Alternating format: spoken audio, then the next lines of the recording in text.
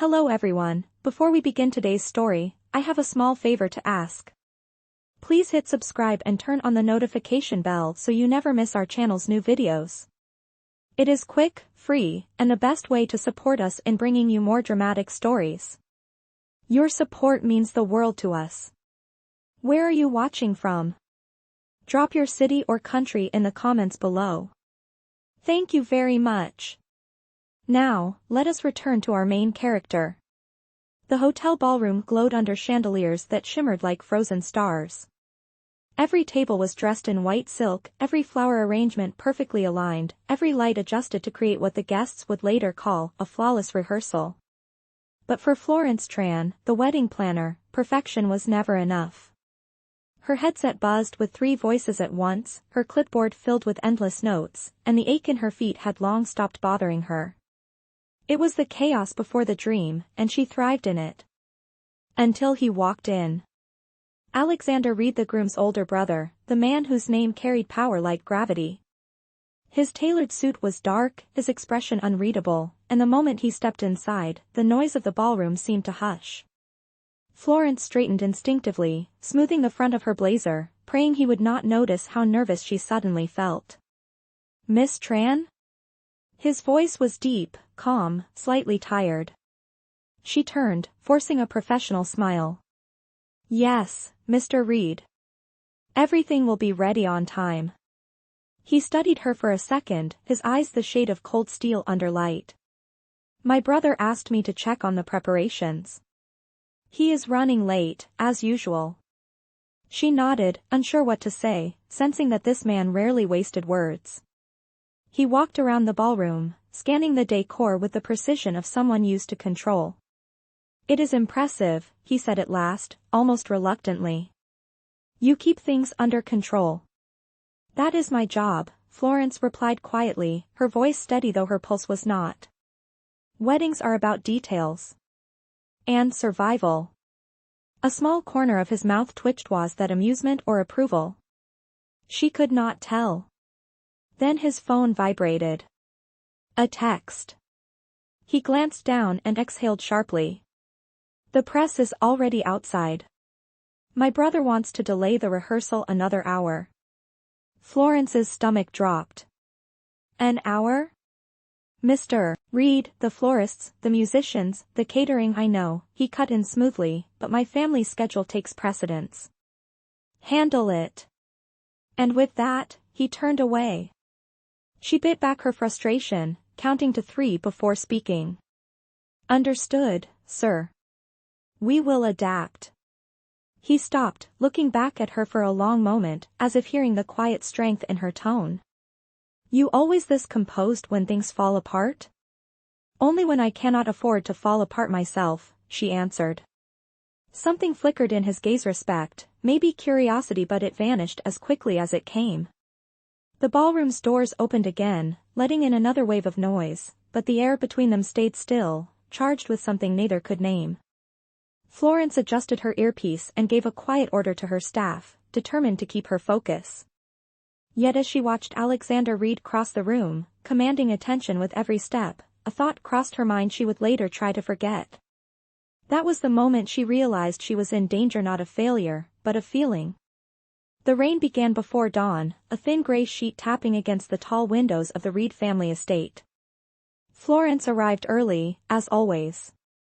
The ballroom looked different in the morning, quieter, stripped of sparkle, only the smell of wax and roses left behind from last night's rehearsal. She was reviewing the seating chart when a voice startled her. "You are here early again," Alexander said, his tone softer than yesterday. He stood by the doorway, sleeves rolled up, holding a mug of coffee. The image was disarming. The powerful executive from the night before looked almost human in the pale morning light. Florence tried to hide her surprise. "I prefer being early. It helps me stay ahead of disasters." He smiled faintly. "Do you always expect disasters?" She looked up, meeting his eyes. "Only when money and emotions share the same room." He let out a quiet laugh, a sound so unexpected it sent a tremor through her chest. For a fleeting moment, the distance between them felt smaller. Then his phone buzzed. His expression hardened again. My brother's flight is delayed. He will not be here until tomorrow. Florence nodded, jotting notes on her clipboard. We can reschedule the final fitting, but the florist and photographer are confirmed for today. Handle it as you see fit, he replied, then paused. Miss Tran, you look exhausted. When was the last time you took a break? Breaks are for people who can afford them, she said lightly, though the truth weighed heavy. He studied her, almost as if trying to read between her words, but said nothing more. The silence stretched, filled only by the sound of rain. Later that afternoon, Florence drove to the downtown atelier for the bridal gown delivery. The narrow streets glistened, her small sedan packed with boxes of ivory fabric and fragile accessories. Halfway through unloading, she slipped on the wet pavement. A pair of strong hands caught her before she hit the ground. You should not do this alone, Alexander's voice said behind her. She blinked, breathless. Mr. Reed, what are you doing here? Checking on logistics, he replied smoothly, though his expression betrayed concern. And apparently rescuing my wedding planner. Former wedding planner, if I keep breaking your family's things, she murmured, embarrassed. He chuckled, steadying the box for her. Relax, Miss Tran. You are not replaceable. The words caught her off guard. For a moment she wondered if he even realized what he had said. Inside the atelier, as they inspected the final gown, the owner whispered to Florence with a grin, You are lucky, dear. The brother is quite the gentleman. Florence flushed. He is my client, she corrected quickly. A very professional one. Yet even she could hear the tremor in her own voice. When the workday ended, Florence stood outside, waiting for her ride.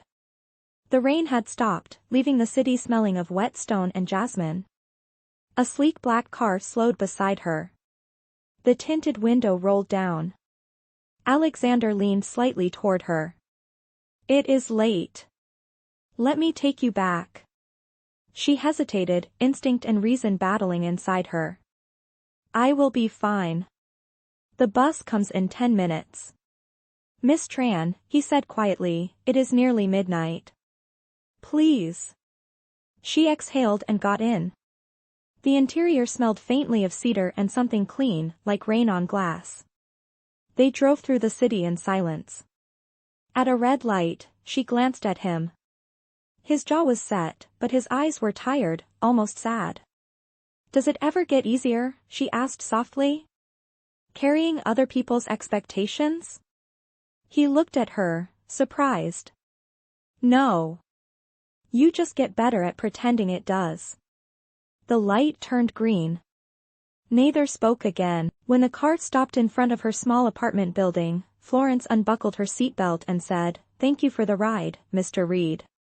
He nodded. Get some rest. Tomorrow will be longer. She stepped out, clutching her clipboard like a shield. The rain had begun again, faint and steady, tracing silver lines across the car's window.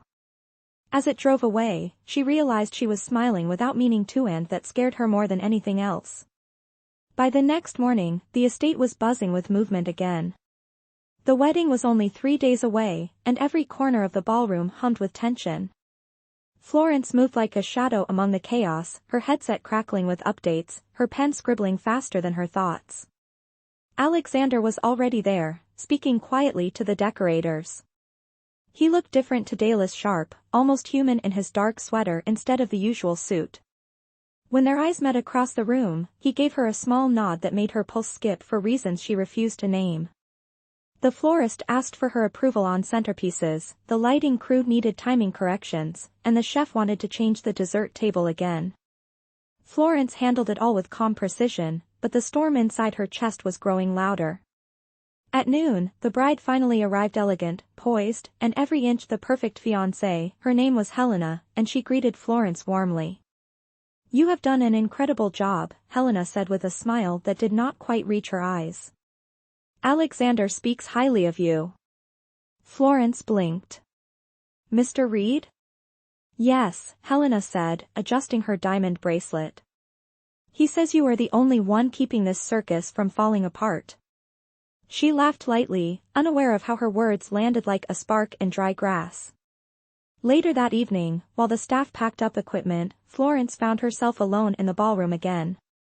The chandeliers glowed softly, their reflections trembling on the marble floor. She was reviewing the final checklist when Alexander walked in. He stopped beside her, scanning the empty room.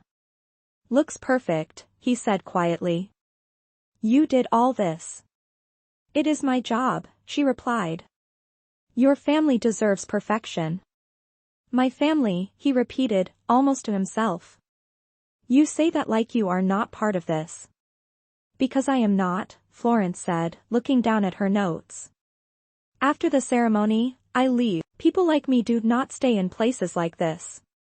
He studied her profile, the way her hair framed her face, the steadiness in her voice that did not match the sadness in her eyes. "You are wrong, Miss Tran. You belong wherever you build something beautiful." She looked up, startled, but before she could answer, thunder rolled outside. The sudden rain hammered against the tall windows, and the lights flickered once. He smiled faintly. "Seems like a storm is the only thing we cannot schedule." She laughed softly, tension breaking for the first time all day. Then her phone buzzed. A message from the coordinator flashed across the screen: "Urgent bride wants to move the reception to the garden terrace." Florence groaned. "In this weather? That will destroy the decorations." Alexander leaned closer, his voice low. "Let me talk to her."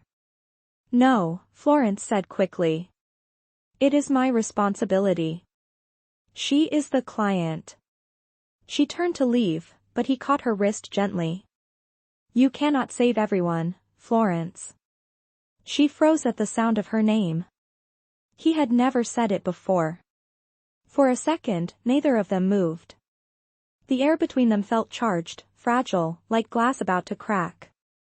Then she pulled her hand back, her voice barely steady. "I have to do my job, Mr. Reed." She walked out before her heart could betray her. The rain followed her down the corridor, echoing her footsteps. Later that night, when the storm finally calmed, Florence stood under the awning outside the service door, watching the water run along the driveway. Her reflection shimmered in the puddles, tired, drenched, and yet somehow alive.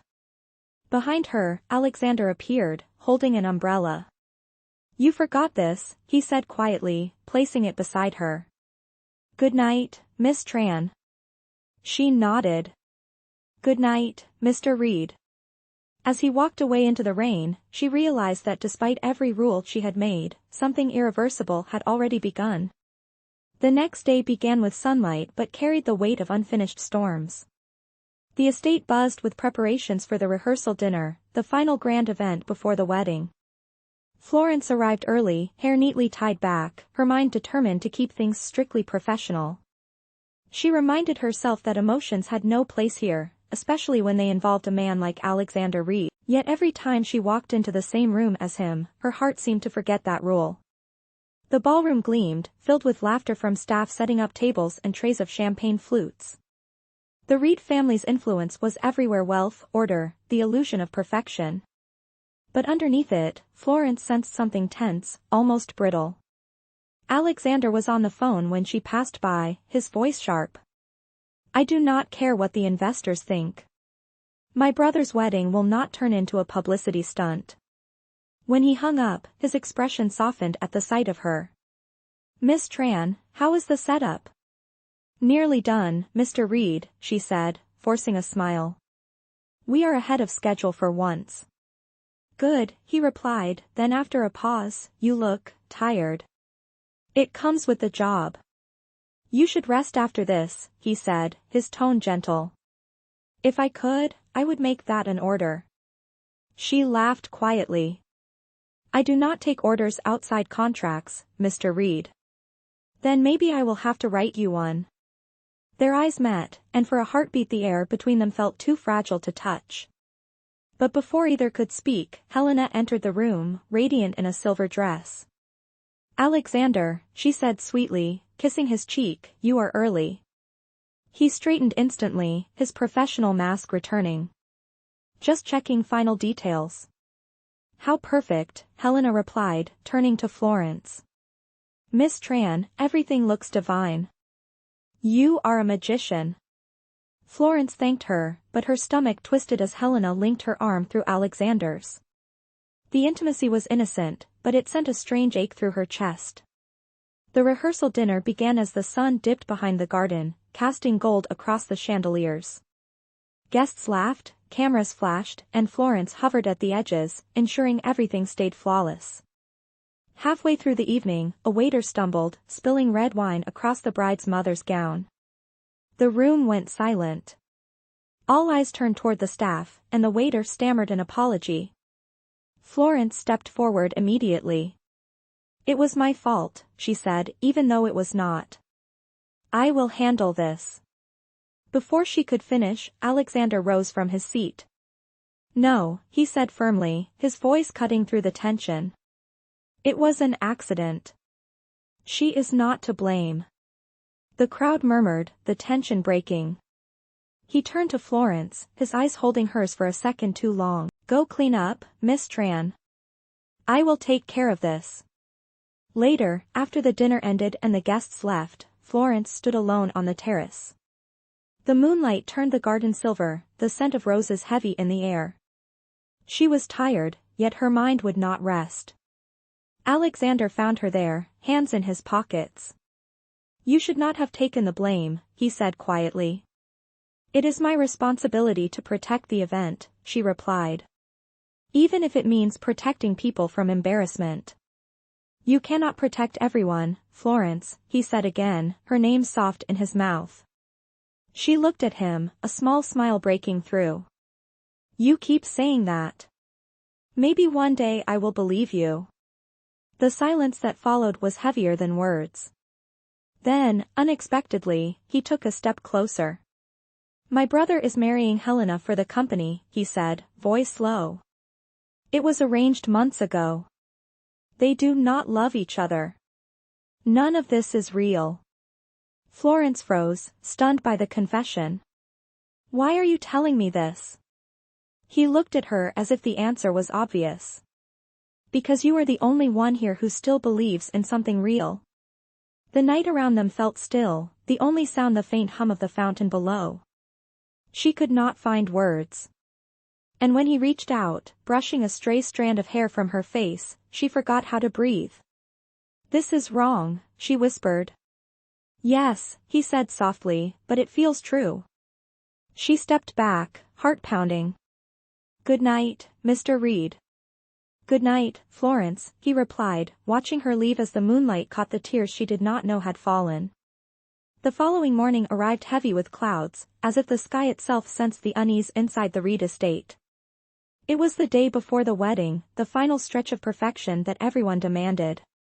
Florence woke before sunrise, her mind still echoing Alexander's words from the night before. She told herself to forget, to focus on her job, but the way he had looked at her kept replaying like a heartbeat she could not silence. By mid-morning, the mansion was alive with noise photographers setting up, florists bringing in more blooms, guests arriving early to check on the schedule. Florence moved through it all, directing people with calm authority. No one could see how tightly her hands shook. When she entered the ballroom, Alexander was already there, arguing quietly with a group of investors near the back. His tone was polite but clipped, the kind of voice that carried finality. When he saw her, the edge softened instantly. Miss Tran, he said, dismissing the others. How are the final arrangements? Everything is ready, she replied, eyes fixed on her clipboard. The ceremony will proceed exactly as planned. Good, he said, though his gaze lingered. You have outdone yourself. It is my job, she answered quickly, but her voice betrayed a tremor. He took a step closer. I wish I could promise you that all of this means something. But tomorrow it is all performance. For shareholders, for image. Not for love. She met his eyes then, and for a moment, the world seemed painfully quiet. Then why do it? She asked softly. Because sometimes duty wins, he said.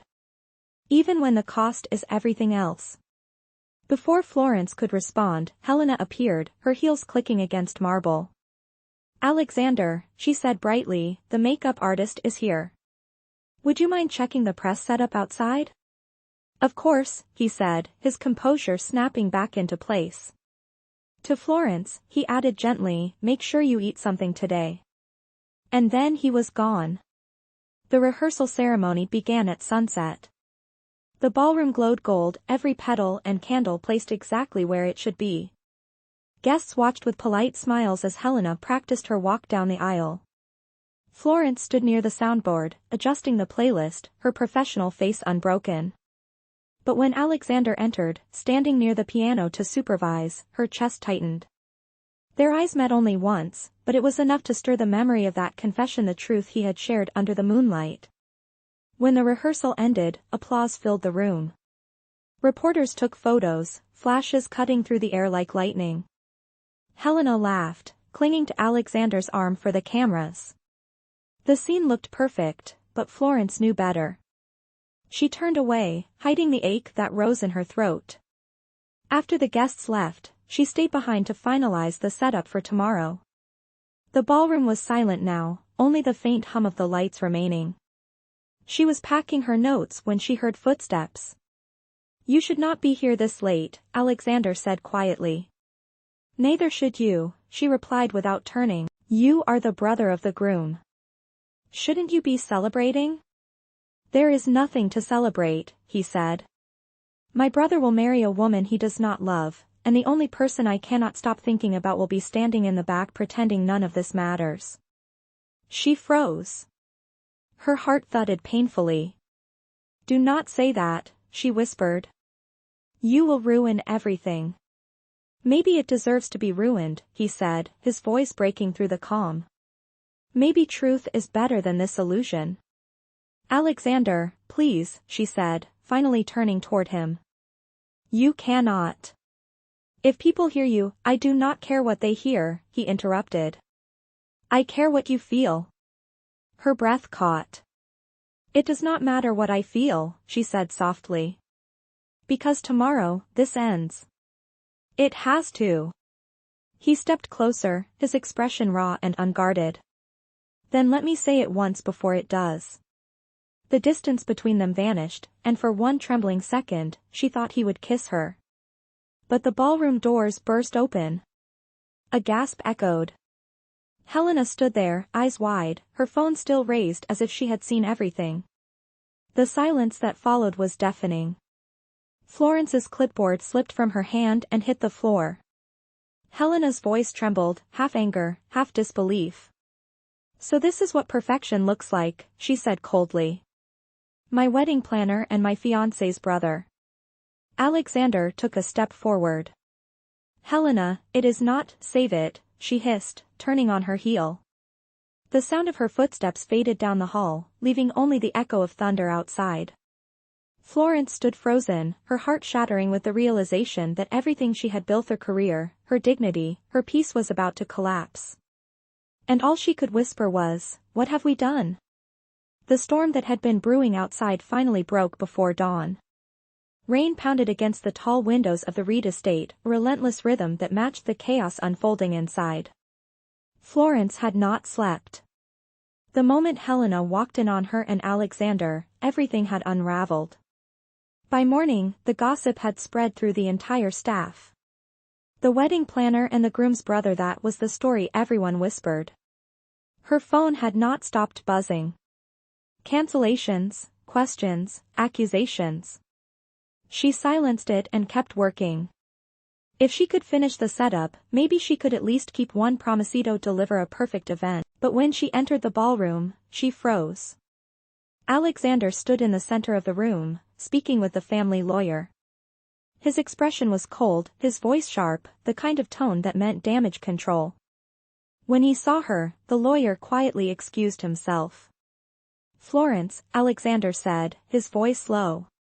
"You should not be here." "This is my job," she answered, though her throat felt tight. "I have to make sure the ceremony runs smoothly." "There will be no ceremony," he said. Helena called it off. The words struck like thunder. What?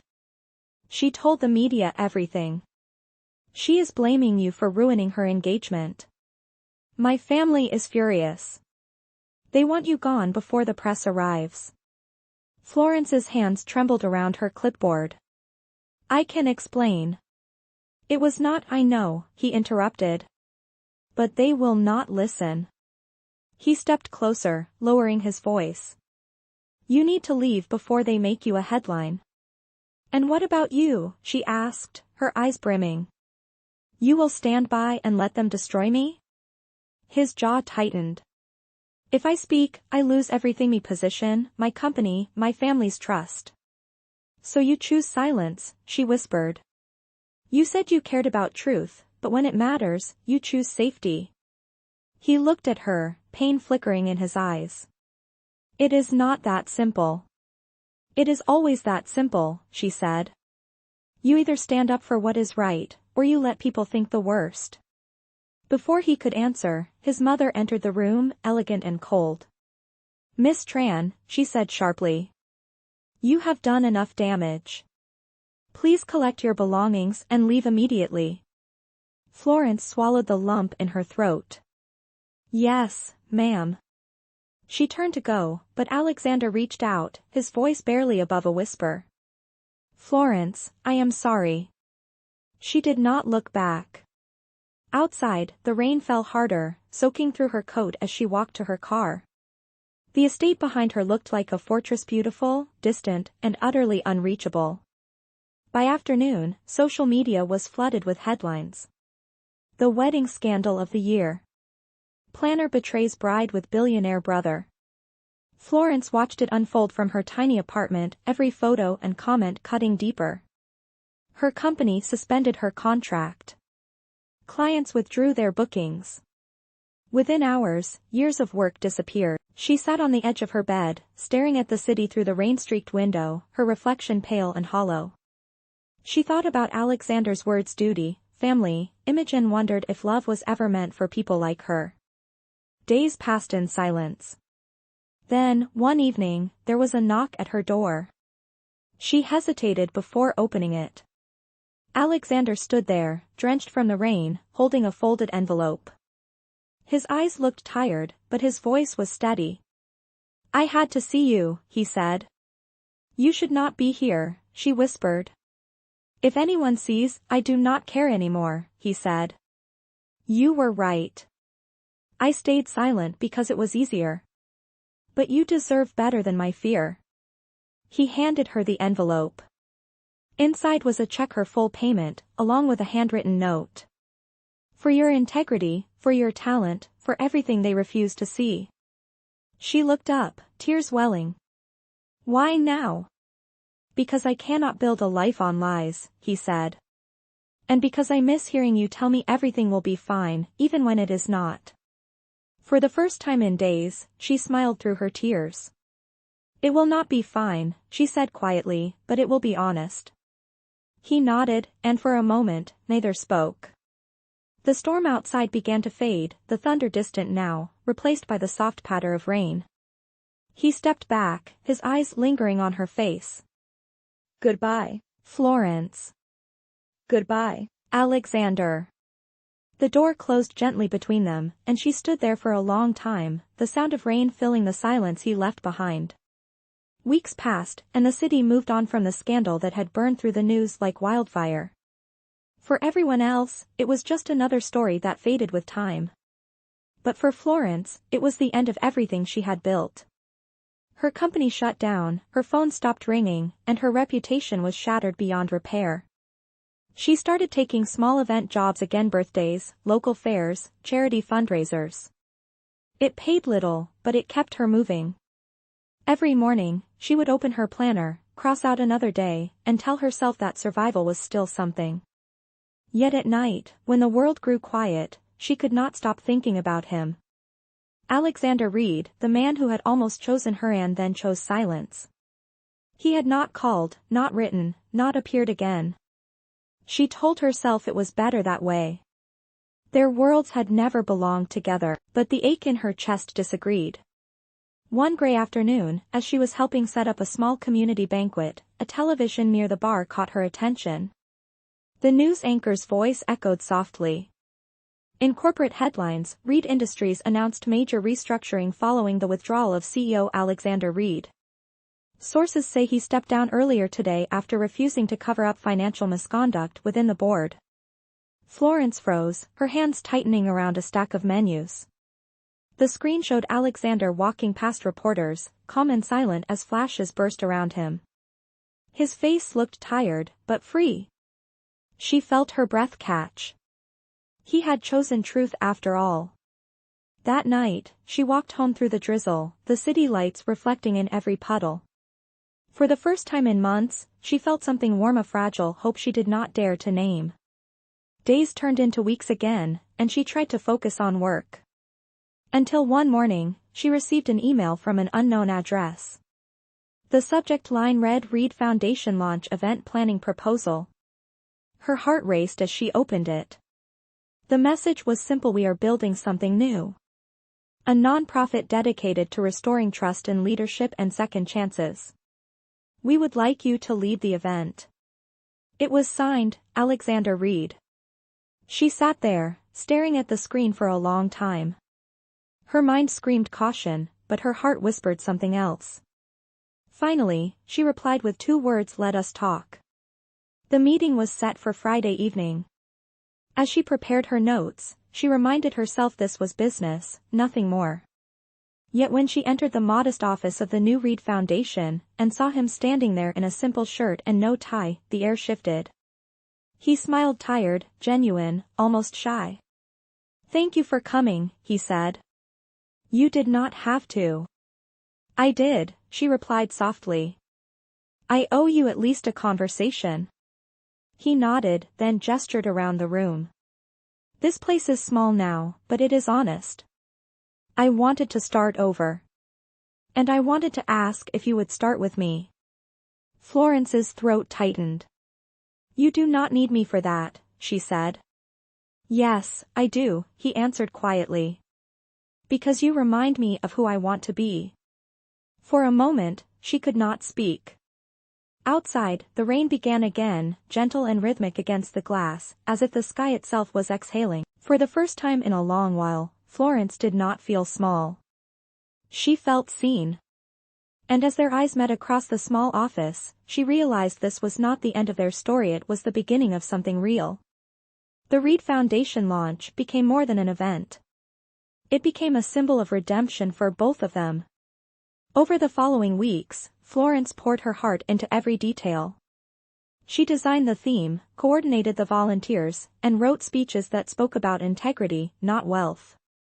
The ballroom chosen for the event was smaller than the one at the estate, but it was filled with warmth instead of pretense. Gone were the crystal chandeliers and gold trim. Instead, simple white flowers lined the tables, and every candle flickered with quiet sincerity. Alexander was different now too. He arrived early, helped carry boxes, and spoke to every member of the team as if they mattered. He no longer carried the weight of perfection on his shoulders. He had traded his empire for honesty, and the change was visible in his eyes. On the night before the event, Florence stayed late, checking the final lighting cues. The air hummed softly with anticipation. She was aligning a row of name cards when Alexander entered. You should go home, he said gently. You have done enough. She smiled without looking up. I said the same thing to myself 3 hours ago. He walked closer, his footsteps echoing lightly against the polished floor. You really never stop, do you? If I stop, I start thinking, she replied. And thinking is dangerous. He smiled at that. What are you thinking about now? She finally turned toward him, her expression soft. That sometimes the right thing costs more than the wrong one. And that maybe it is still worth it. He looked at her for a long moment before reaching into his pocket. From it, he pulled a small silver pen, the same one he had once given her to sign that cursed wedding contract. I kept it, he said. It reminded me of everything I broke. She stared at it, the memories flooding back. Why give it to me now? Because I want to rewrite the ending, he said. No contracts, no lies. Just truth. She hesitated, the pen cool against her palm as he placed it there. And what do you want that truth to be? She asked. He took a slow breath. That I am in love with you, Florence Tran. That I was a coward before, but not anymore. The room felt still, as if the world had paused to listen. Florence's eyes filled with tears she did not fight. You cannot just say that after everything, she whispered.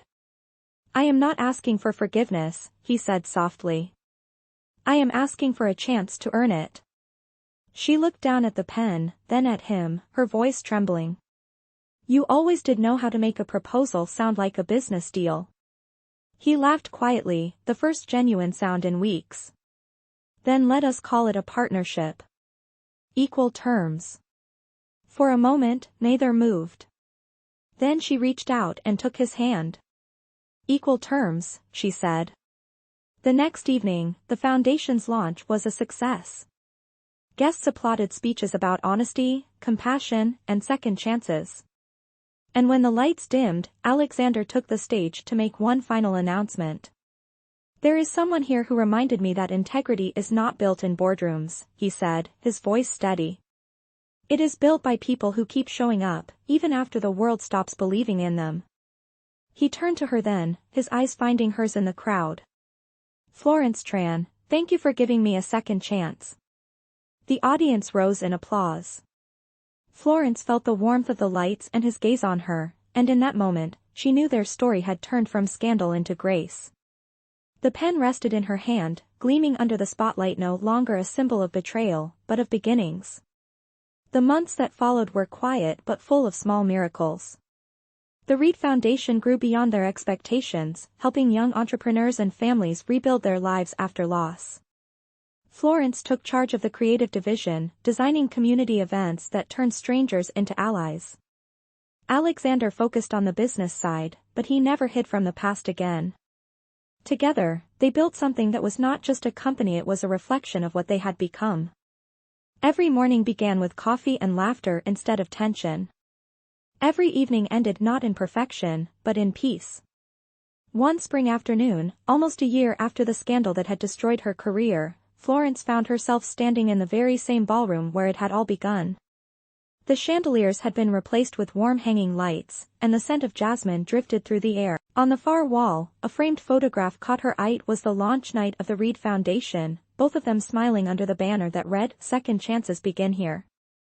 Alexander entered quietly, carrying 2 cups of coffee. You still come here when you need to think, he said. She smiled. Habit, I guess. This place reminds me that beauty can survive disaster. He handed her the coffee. It reminds me that I almost lost you because I was afraid. And yet you found me again, she said softly. He reached into his pocket and pulled out a small velvet box. Technically, this is not business, he said, opening it to reveal a simple silver ring. But I would still like your signature on a new agreement. Florence blinked, her breath catching. What kind of agreement? One without clauses, he said with a smile. No deadlines. Just a lifetime of partnership in equal terms. Her eyes filled with tears as laughter bubbled up between them. You and your contracts, she whispered, holding out her hand. You never learn. Maybe I just finally found the right person to sign with, he said, sliding the ring onto her finger.